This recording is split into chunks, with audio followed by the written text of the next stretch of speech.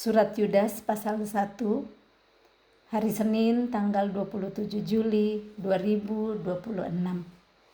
Salam dari Yudas, hamba Yesus Kristus dan saudara Yakobus, kepada mereka yang terpanggil, yang dikasihi dalam Allah Bapa dan yang dipelihara untuk Yesus Kristus. Rahmat, damai sejahtera, dan kasih kiranya melimpahi kamu. Nah, yang menjadi penulis dari surat Yudas ini adalah Yudas sendiri yang menyatakan dirinya sebagai hamba Yesus Kristus, dan lebih detail lagi dia adalah saudara Yakobus. Nah, siapakah Yudas dalam hal ini? Kita semua sering dengar kata Yudas Iskariot, murid yang mengkhianati Yesus. Tetapi Yudas ini bukanlah Yudas Iskariot. Yudas ini yang mengaku dia adalah hamba Yesus Kristus dan saudara Yakobus, dia adalah saudara Yesus. Saudara Yesus dari Maria dan Yusuf, orang tua daripada Tuhan Yesus. Bagaimana kita bisa tahu Yudas ini adalah saudara Yakobus dan saudara Yesus? Kita baca di Matius 13 ayatnya yang ke-55. Bukankah ia ini anak tukang kayu?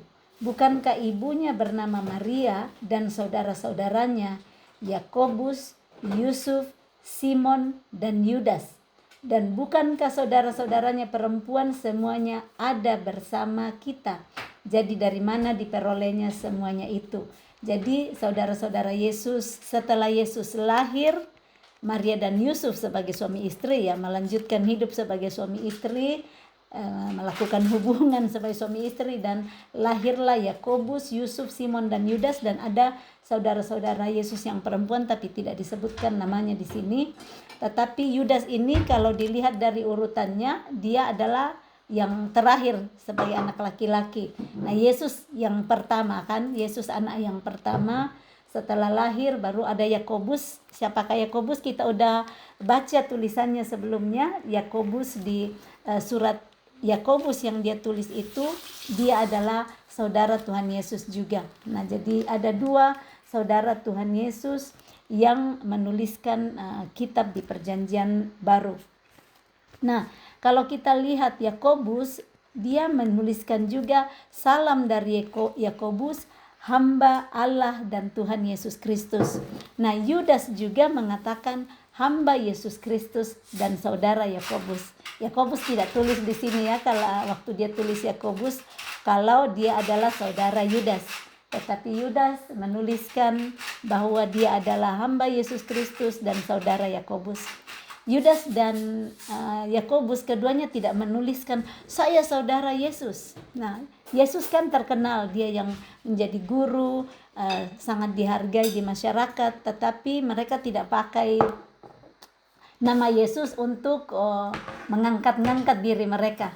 Mereka lebih melihat dirinya sebagai hamba daripada Yesus Kristus. Mereka enggak tulis keduanya, Yakobus dan Yudas tidak mengatakan dari Yudas atau dari Yakobus, saudara Yesus Kristus, anak dari Maria dan Yusuf. Tetapi dengan rendah hati mengatakan hamba Yesus Kristus dan saudara Yakobus di sini. Kepada mereka, kepada siapa dia tulis surat ini? Kepada mereka yang terpanggil untuk hidup melayani dia, yang terpanggil untuk hidup seturut dengan perintah dan kehendak Yesus, yang dikasihi dalam Allah Bapa dan yang dipelihara untuk Yesus Kristus. Surat ini ditujukan kepada orang-orang yang terpanggil, yang tahu dirinya dikasihi dalam Allah Bapa dan yang dipelihara untuk Yesus Kristus. Ada doa dari Yudas, rahmat, damai sejahtera, dan kasih kiranya melimpahi kamu. Hukuman atas guru-guru palsu. Saudara-saudaraku yang kekasih, sementara aku bersungguh-sungguh berusaha menulis kepada kamu tentang keselamatan kita bersama, Aku merasa terdorong untuk menulis ini kepada kamu dan menasihati kamu supaya kamu tetap berjuang untuk mempertahankan iman yang telah disampaikan kepada orang-orang kudus. Jadi Yudas mengatakan bahwa sementara dia menulis surat ini kepada mereka-mereka yang terpanggil, di sini dia katakan aku bersungguh-sungguh. Dia nggak asal-asalan saja tulis, tetapi dia bersungguh-sungguh berusaha menulis kepada setiap orang yang terpanggil, yang dikasihi dalam Allah Bapa dan yang dipelihara untuk Yesus Kristus, itu menulis tentang keselamatan di dalam Yesus Kristus. Dia berkata, aku merasa terdorong, ada dorongan dari dalam dirinya, ada dorongan Roh Kudus untuk menulis dan menasehati. Jadi tujuan dia menulis memberitahukan dan menasehati. Ada nasihat supaya kamu tetap berjuang untuk mempertahankan iman. Berarti iman itu perlu diperjuangkan. Iman itu perlu dipertahankan. Jangan kita sudah merasa bangga kalau iya saya beriman, saya orang percaya, tetapi tidak memperjuangkan iman. Iman bisa lepas, iman bisa goyah, dan orang bisa menyerah di dalam perjuangan iman kalau tidak memperjuangkan dan tidak mempertahankan iman itu. Bagaimana iman bisa tidak tahan? Bagaimana iman bisa goyah? Saat menghadapi ujian-ujian dalam kehidupan, ujian yang begitu berat yang sepertinya tidak pernah habis-habisnya. Ada ujian yang satu belum selesai, datang lagi ujian yang lain. Belum selesai mungkin ujian sakit penyakit, ujian keuangan, ujian di pekerjaan, ujian dengan keluarga. Ada lagi yang lain yang datang. Datang lagi ujian di pelayanan atau hal-hal yang lainnya. Nah, ini dikatakan tetap berjuang untuk mempertahankan iman yang telah disampaikan kepada orang-orang kudus. Iman kita perlu kita perjuangkan. Iman kita perlu kita pertahankan. Terus pandang salib Yesus. Terus pandang Yesus. Dia yang sudah mencurahkan darahnya yang berkuasa dan telah menyelamatkan kita, yang terus menguatkan kita di dalam perjuangan mempertahankan iman kita. Darah Yesus yang sudah mengalahkan semuanya. Yesus yang sudah mati memberikan kekuatan kepada kita untuk terus berjuang, terus mempertahankan iman kita. Mari saat kita lihat iman kita mulai goyah akibat penderitaan badani, ujian-ujian yang belum selesai di dalam hidup, pandang Yesus. Pandang Dia yang sudah melewati segala penderitaan yang kalau kita lihat penderitaan kita hari ini sangat tidak sebanding dengan penderitaannya. Itu yang bisa membuat kita kuat lagi, terus berjuang lagi, bangkit lagi, pertahankan iman kita. Sebab ternyata ada orang tertentu yang telah masuk menyelusup di tengah-tengah kamu, yaitu orang-orang yang telah lama ditentukan untuk dihukum. Di tengah-tengah kehidupan kita sebagai bermasyarakat, berjemaat, bisa sekali ada orang yang menyelusup masuk, orang yang menyelundup masuk di tengah-tengah kita. Nah, kadang tidak disadari. Bagaimana supaya kita tidak terkecoh dengan orang-orang yang menyelusup, yang tidak menghidupi kebenaran-kebenaran seperti yang Tuhan Yesus ajarkan. Di sana kita perlu ketahui kebenaran yang sesungguhnya supaya kita tidak terkecoh, kita tidak disesatkan, dan kita tidak dibawa kepada pengajaran yang salah.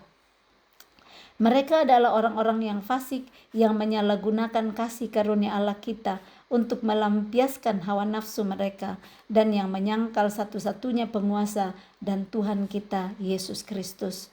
Penyelusup ini menyalahgunakan kasih karunia hanya untuk melampiaskan kasih karunia Allah, kasih karunia yang diberikan kepada setiap orang yang mau menerima kasih karunia itu.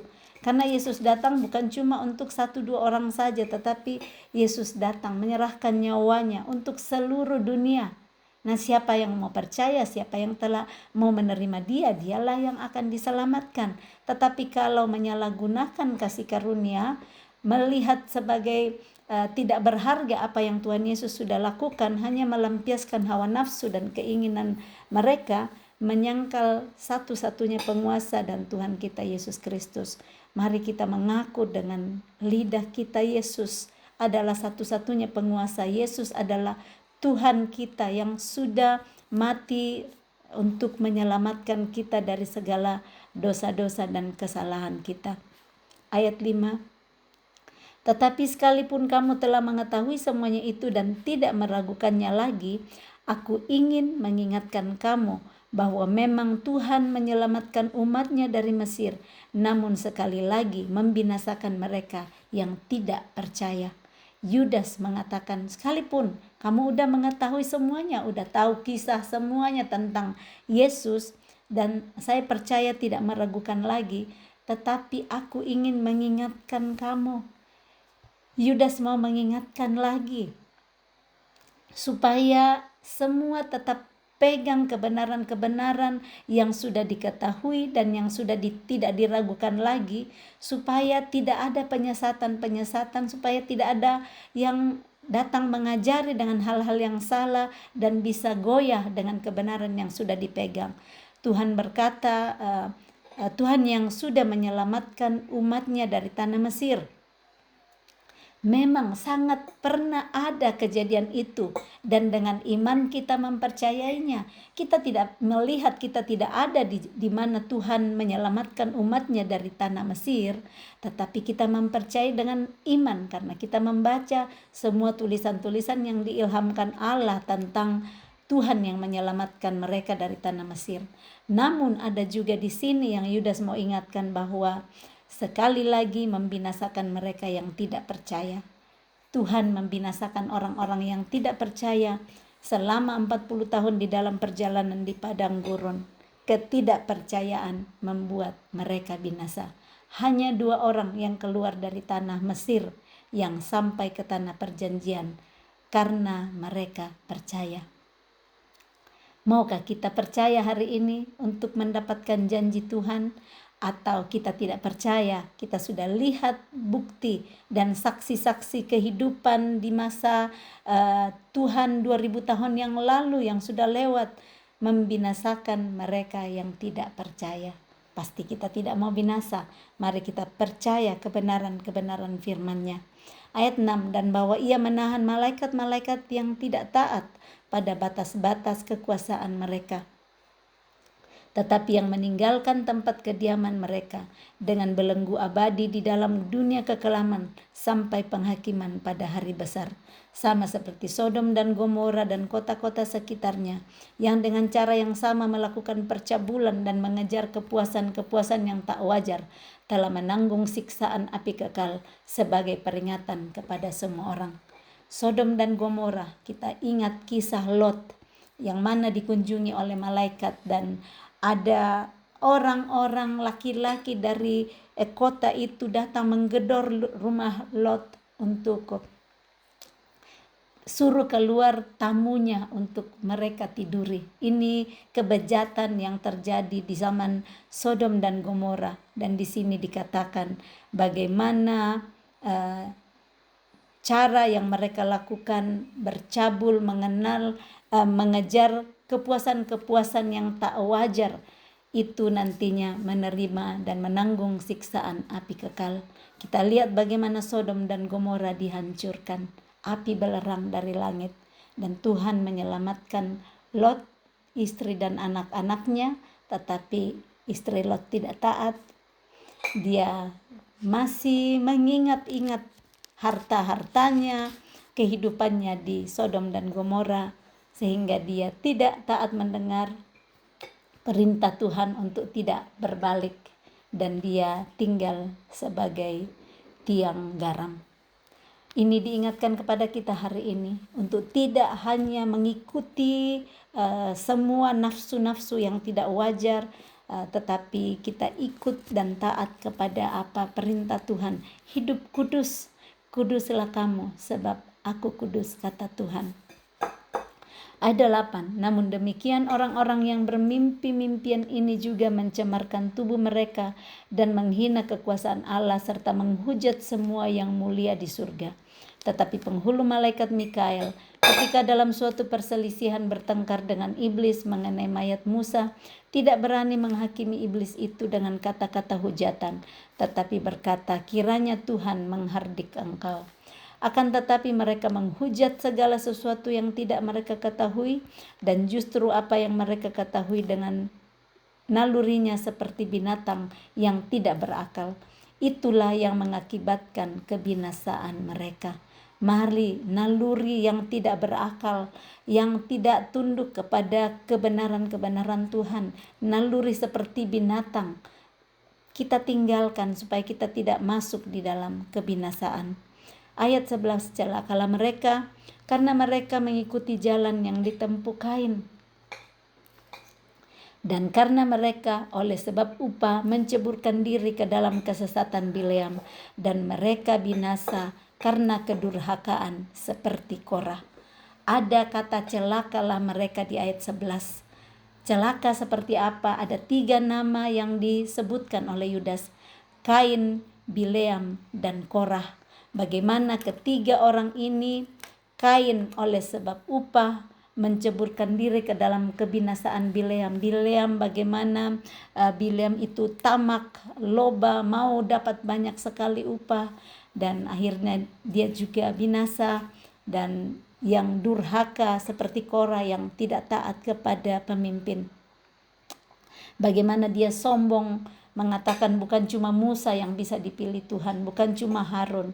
Dan bagaimana akibat dari kedurhakaan, kesombongan, tidak menghargai pemimpin otoritasnya, Korah dan rekan-rekannya, mereka dibinasakan Tuhan melalui tanah yang terbuka dan menelan mereka. Bukan cuma mereka bertiga ya, Korah, Datan, dan Abiram, tetapi keluarga mereka, istri dan anak-anak. Bagaimana ini bisa menolong kita untuk berhati-hati sekali hari ini. Apa yang kita lakukan ternyata bisa berakibat kepada keluarga kita, kepada anak cucu kita. Supaya kita terus mau dituntun oleh kebenaran-kebenaran firman Tuhan, supaya kita mau untuk hidup melakukan kehendaknya, supaya kita dijauhkan daripada kebinasaan. Kita terus untuk bertahan, mempertahankan iman percaya kita, apapun yang Tuhan sudah sampaikan kepada kita yang menjadi keteladanan yang Yesus sudah hidupi sebelumnya, supaya kita pegang teguh itu dan kita tidak beralih dari apa yang kita sudah percayai dan kita imani itu. Ayat 12, mereka inilah noda dalam perjamuan kasih-Mu, di mana mereka tidak malu-malu melahap dan hanya mementingkan dirinya sendiri. Mereka bagaikan awan yang tak berair, yang berlalu ditiup angin. Mereka bagaikan pohon-pohon yang dalam musim gugur tidak menghasilkan buah, pohon-pohon yang terbantun dengan akar-akarnya dan yang mati sama sekali. Mereka bagaikan ombak laut yang ganas, yang membuihkan keaiban mereka sendiri. Mereka bagaikan bintang-bintang yang baginya telah tersedia tempat di dunia kekelaman untuk selama-lamanya. Ada yang diumpamakan di sini, yang noda saat mereka seperti contoh tadi Kain, Bileam, dan Korah. Masih banyak contoh-contoh di dalam Alkitab, tetapi Yudas mengambil 3 contoh ini supaya kita tidak meneladani, tidak mengikuti. Kemarin kita sudah diajar oleh Yohanes yang mengatakan janganlah meniru yang jahat. Yohanes mengatakan di situ di pembacaan 3 Yohanes 1 ayat 11, tidak meniru yang jahat. Nah, hari ini Yudas juga mengajarkan kepada kita untuk bagaimana kita tidak meniru cara hidup Kain, tidak meniru cara hidup Bileam, dan tidak meniru cara hidup Korah yang nantinya dikatakan mereka tidak malu-malu melahap dan hanya mementingkan dirinya sendiri. Mereka bagaikan awan yang tak berair. Awan yang tidak berair itu akan berlalu ditiup angin, tetapi awan yang ada air di dalam bisa turun nantinya jadi hujan dan bisa menyirami pohon-pohon, menumbuhkan pohon-pohon. Nah, diumpamakan juga sebagai pohon-pohon dalam musim gugur yang tidak menghasilkan buah. Musim gugur itu saya bisa lihat di Eropa bagaimana semua jatuh daunnya, tidak seperti mati, tidak ada buah yang dihasilkan pada musim gugur. Nah, seperti itulah orang-orang yang hidup yang tidak mengikuti jalan yang disarankan, yang ditunjukkan oleh Tuhan. Bahkan dikatakan mereka bagaikan ombak laut yang ganas, yang membuihkan keaiban sendiri. Ombak laut itu kita lihat ya, yang sangat seperti putih itu buihnya, sangat ganas, tetapi di sana tidak ada yang tinggal nantinya. Ombak itu selesai ya bergulung-gulung lagi, datang kembali, habis lagi. Nah, seperti itulah, tidak ada yang kelihatan. Juga tentang mereka, Henokh yang keturunan ketujuh dari Adam telah bernubuat, katanya, sesungguhnya Tuhan datang dengan beribu-ribu orang kudusnya. Ini Henokh yang bernubuat, dia adalah keturunan ketujuh dari Adam. Jadi dia katakan sesungguhnya Tuhan datang dengan beribu-ribu orang kudusnya. Ayat 15, hendak menghakimi semua orang dan menjatuhkan hukuman atas orang-orang fasik karena semua perbuatan fasik yang mereka lakukan dan karena semua kata-kata nista yang diucapkan orang-orang yang berdosa. Orang-orang berdosa yang fasik itu terhadap Tuhan. Tuhan akan datang dan menjatuhkan, dia akan menjatuhkan hukuman terhadap semua orang dan atas semua orang-orang fasik. Tuhan akan datang untuk melihat semua kita dengan semua perbuatan-perbuatan. Orang akan dijatuhkan hukumannya sesuai dengan perbuatan-perbuatan mereka. Dan ini dikatakan mereka melakukan dan karena semua kata-kata nista. Hati-hati dengan apa yang keluar dari mulut kita. Jangan keluar kata-kata nista. Keluarkanlah kata-kata yang bisa memberikan hidup, kata-kata yang memuji Tuhan, kata-kata yang membangun. Pakai mulut kita untuk menjadi berkat buat orang lain. Bukan kata-kata nista, cuma menista sesama, mengata-ngatai sesama. Tetapi pakai mulut kita untuk menyembuhkan, untuk memberikan semangat baru, untuk memberi pengharapan kepada orang-orang lain. Dikatakan bahwa semua kata-kata nista yang diucapkan orang-orang berdosa itu akan mendapat hukuman nantinya daripada Tuhan. Ayat 16, mereka itu orang-orang yang menggerutu dan mengeluh tentang nasibnya. Hati-hati dengan ternyata kata-kata nista itu termasuk yang menggerutu dan mengeluh tentang nasibnya. Seberapa seringnya ya kita saat kita belum tahu kebenaran, kita menggerutu, kita mengeluh tentang nasib kita. Kenapa nasibku seperti ini? Malang nasibku. Ternyata di situ hari ini kita diajar oleh Yudas bahwa mereka itu orang-orang yang menggerutu, yang mengeluh tentang nasibnya, hidup menuruti hawa nafsunya. Tetapi mulut mereka mengeluarkan perkataan-perkataan yang bukan-bukan dan mereka menjilat orang untuk mendapatkan keuntungan. Hati-hati dengan mulut kembali, jangan menggerutu, tidak mengeluh tentang nasib, tetapi perkatakan yang baik untuk hidup kita. Perkatakan yang baik apapun yang kita lewati ya, Tuhan lagi mempercantik kita. Misalnya lagi sakit, lagi paruh suara, iya Tuhan lagi memproses suara saya semakin jernih, semakin jelas, semakin bisa memberkati yang lain. Kita pakai kata-kata yang baik, yang bersyukur, bukan menggerutu dan mengeluh. Pakai mulut kita untuk mengeluarkan perkataan-perkataan yang benar, bukan perkataan yang bukan-bukan saja yang kita bikin-bikin, perkataan yang dikarang-karang, tetapi perkatakanlah apa yang benar, apa yang jujur, dan tidak menjilat orang untuk mendapat keuntungan. Menjilat, yang sering menjilat itu anjing ya, anjing atau kucing. Nah, bagaimana jangan menjilat untuk mendapat keuntungan. Berusahalah sendiri untuk melakukan pekerjaan supaya kita bisa dapat menghidupi diri kita bersama dengan keluarga kita. Jangan sibuk dengan menjilat kiri kanan supaya dapat keuntungan. Tetapi Tuhan sudah menyiapkan keuntungan tersendiri bagi setiap orang yang mau berusaha, bagi setiap orang yang mau rajin melakukan apa saja yang dijumpai tangannya. Nasihat-nasihat untuk meneguhkan iman, ayat 17. Tetapi kamu saudara-saudaraku yang kekasih, ingatlah akan apa yang dahulu telah dikatakan kepada kamu oleh rasul-rasul Tuhan kita, Yesus Kristus. Jadi nasihat supaya iman kita teguh, ya ingat apa yang sudah diajarkan terlebih dahulu oleh rasul-rasul kita, oleh rasul-rasul Tuhan kita, Yesus Kristus. Kita diajar apapun yang diajarkan di dalam menghadapi ujian kehidupan. Jangan menyerah, jangan jemu-jemu berbuat baik. Karena kalau kita tidak jemu-jemu berbuat baik, kita akan menuai jika kita tidak menjadi lemah. Nah, contoh-contoh seperti itulah yang telah diajarkan oleh rasul-rasul Tuhan kita, Yesus Kristus.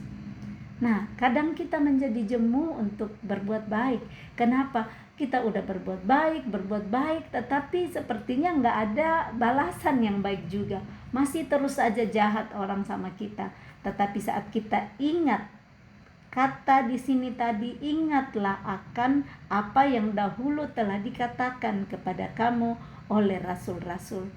Nah, yang dikatakan tadi jangan jemu-jemu itu Rasul Paulus ya, yang sudah mengajarkan kepada jemaat di Roma 9 ayat 6 kalau saya nggak salah ingat. Janganlah kamu jemu-jemu berbuat baik, karena kalau kita tidak jemu-jemu berbuat baik, kita akan menuai jika kita tidak menjadi lemah. Artinya kalau kita menjadi lemah, kita menyerah, kita jemu berbuat baik, kita bilang cukuplah, sudah berulang kali saya baik, cukuplah, sudah selesai batas kesabaran saya, kita bisa tidak menuai. Jadi kalau kita mau menuai janji-janji Tuhan dalam hidup kita, supaya iman kita tetap teguh, tidak menyerah, ingatlah apa yang dahulu telah dikatakan oleh rasul-rasul. Bagaimana tahu apa yang dikatakan rasul-rasul? Ada di dalam Alkitab. Kita akan dapat kata-kata itu saat kita baca Alkitab. Jangan pergi baca novel kalau mau dapat peringatan-peringatan, nasihat-nasihat untuk meneguhkan iman kita. Karena bisa saja kita dapat nasihat yang malah membuat iman kita goncang, iman kita runtuh, dan kita tidak mendapat janji yang Tuhan sudah berikan dalam hidup kita. Ayat 18. Sebab mereka telah mengatakan kepada kamu menjelang akhir zaman akan tampil pengejek-pengejek yang akan hidup menuruti hawa nafsu kefasikan mereka. Rasul-rasul yang lain menuliskan tentang akhir zaman, tampil pengejek-pengejek yang mengejek kita saat kita mau untuk terus berpegang teguh kepada iman kita, berpegang teguh kepada pengharapan yang kita sudah dengar, yang kita dapat daripada Tuhan, janji-janji Tuhan dalam hidup kita. Orang bilang pengejek-pengejek akan datang, ngapain, sudah berapa lama janji Tuhan tidak digenapi dalam hidupmu. Kita udah baca sebelumnya bagaimana pengejek-pengejek akan mengatakan berapa lama. Nah, di sanalah Rasul Yohanes mengajar kepada kita ya, jangan lupa, ingatlah bahwa satu hari di hadapan Tuhan itu sama dengan 1000 tahun di depan manusia. Supaya kita tidak menyerah karena melihat bahwa terlalu lama apa yang saya hadapi. Maaf, tadi bukan Yohanes yang mengatakan tetapi Petrus ya, Rasul Petrus yang mengajarkan di 2 Petrus 3 ayatnya yang ke-8. Saya ulang lagi ya, kita udah baca dulu. Akan tetapi saudara-saudaraku yang kekasih, yang satu ini tidak boleh kamu lupakan. Petrus mengajari kita untuk tidak lupa, yaitu bahwa di hadapan Tuhan satu hari sama seperti 1000 tahun, dan 1000 tahun sama seperti satu hari. Kita bisa ingat terus saat diejek, mana janji Tuhan dalam hidupmu. Yang satu ini kita tidak lupakan, memberikan kekuatan baru, iman kita diteguhkan lagi. Janjinya Tuhan, waktunya Tuhan, bukan waktu kita. Ayat 19. Mereka adalah pemecah belah yang dikuasai hanya oleh keinginan-keinginan dunia ini dan yang hidup tanpa Roh Kudus. Kita sudah tahu keinginan dunia, apa yang ada dalam dunia ya, keinginan daging, keinginan mata, dan keangkuhan hidup. Mereka hidup tanpa dituntun oleh Roh Kudus.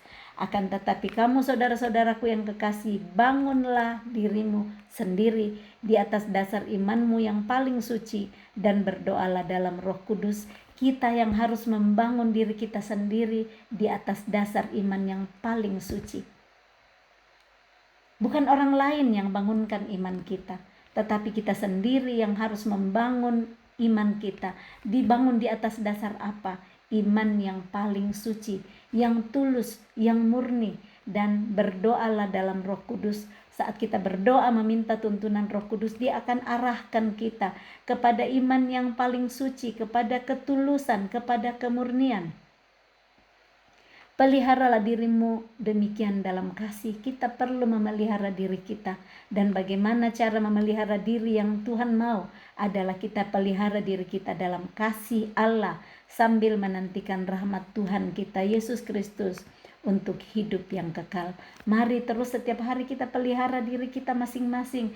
Pelihara terus dengan firman-firman Tuhan. Jangan kita sibuk memelihara diri kita, hanya tubuh kita yang kita urus, tubuh kita percantik, kita kasih sehat, olahraga tiap hari, membersihkan wajah, pakai masker semua, tetapi roh kita tidak pernah kita urus. Roh kita tidak pernah diolahragakan, roh kita tidak pernah dikasih makan. Mari kita pelihara diri kita, jangan cuma tubuh kita yang kita pelihara, tetapi jiwa kita, roh kita perlu kita pelihara. Tunjukkanlah belas kasihan kepada mereka yang ragu-ragu. Selamatkanlah mereka dengan jalan merampas mereka dari api. Akan ada orang-orang yang ragu-ragu dalam hidup kita. Nah, kalau kita pun sebelumnya ragu-ragu, Tuhan kirimkan orang-orang yang nolong kita supaya kita keluar dari keraguan-raguan kita.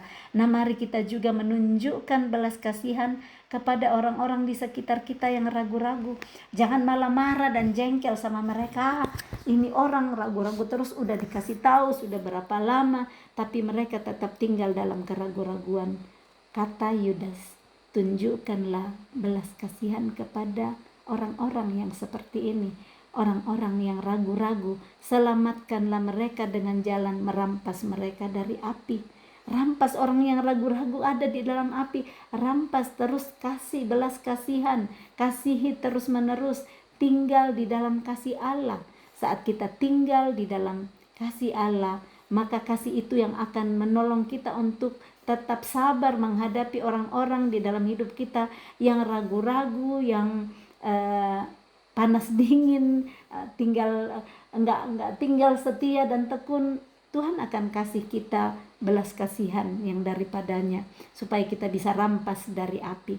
Jangan cuman cuek melihat orang-orang di sekitar kita yang masih ragu-ragu. Tetaplah tekun, tetaplah setia untuk mendoakan, mengasihi, menyatakan kasih Tuhan kepada mereka supaya dengan jalan seperti ini mereka bisa dirampas daripada api. Tetapi tunjukkanlah belas kasihan yang disertai ketakutan kepada orang-orang lain juga, dan bencilah pakaian mereka yang dicemarkan oleh keinginan-keinginan dosa. Yudas menasihati kita untuk terus menunjukkan belas kasihan. 2 kali diucapkan tunjukkanlah belas kasihan. Tapi jangan belas kasihan asal belas kasihan karena perasaan sendiri. Jangan salah berbelas kasihan. Misalnya belas kasihan melihat janda di samping rumah untuk seorang laki-laki, tapi keluarganya sendiri tidak diperhatikan. Oh iya, Tuhan bilang melalui kitab Yudas harus berbelas kasihan kepada orang-orang, harus disertai ketakutan kepada Tuhan. Jadi belas kasihan yang kita tunjukkan kepada orang lain adalah belas kasihan yang disertai ketakutan akan perintah Tuhan. Tuhan mengajar kita mengasihi sesama, tetapi jangan pakai alasan itu mengasihi sesama dan pakai untuk, oh iya saya perlu bantu itu duda di samping rumah saya karena dia butuh, padahal dia tidak memperhatikan istrinya sendiri, suaminya sendiri atau anak-anaknya sendiri. Teruslah menunjukkan belas kasihan yang disertai ketakutan, dan bencilah pakaian mereka yang dicemarkan oleh keinginan-keinginan dosa. Jangan benci orangnya, bencilah pakaian yang mereka pakai yang dicemarkan oleh keinginan dosa. Biasanya kita kalau lihat orang yang jahat, orang yang menjengkelkan, orangnya yang dibenci. Nah, Yudas mengajar, jangan benci orangnya, tetapi bencilah pakaian mereka. Nggak ditulis di sini tentang jangan benci orangnya, tetapi dari katanya bencilah pakaian mereka. Jadi bagaimana yang dibenci adalah karakter-karakter yang tidak baik, tetapi orangnya tetap kasihi, tunjukkan terus belas kasihan. Penutup, bagi Dia yang berkuasa menjaga supaya jangan kamu tersandung, dan yang membawa kamu dengan tak bernoda dan penuh kegembiraan di hadapan kemuliaannya. Allah yang Esa, Juru Selamat kita oleh Yesus Kristus Tuhan kita, bagi Dia adalah kemuliaan, kebesaran, kekuatan, dan kuasa sebelum segala abad, dan sekarang, dan sampai selama-lamanya. Amin. Bagi Dia, Allah yang Esa, Juru Selamat kita, Yesus Kristus, Dia itu berkuasa menjaga supaya kita jangan tersandung. Jadi kalau kita mau tersandung, kita kembali darah Yesus. Engkau sudah berkuasa menyelamatkan saya tidak mau tersandung. Ada yang coba datang untuk mengalihkan iman kita, kita segera berkata bahwa darah Yesus sudah memulihkan saya, darah Yesus sudah menyelamatkan saya, supaya kita tidak tersandung. Dia berkuasa saat kita mempercayai Dia. Dia berkuasa saat kita mau kerjasama dengan Dia. Kuasanya nyata dalam hidup kita saat kita mau untuk penuh dengan kegembiraan menyambut semua perintah-perintahnya dan menghidupi perintah-perintahnya di dalam hidup kita. Dan nantinya bagi Dia kita kembalikan kemuliaan, kebesaran, kekuatan dan kuasa sebelum segala abad dan sekarang dan sampai selama-lamanya hanya kepada Dia. Amin. Salam kasih, Tuhan Yesus memberkati. Shalom.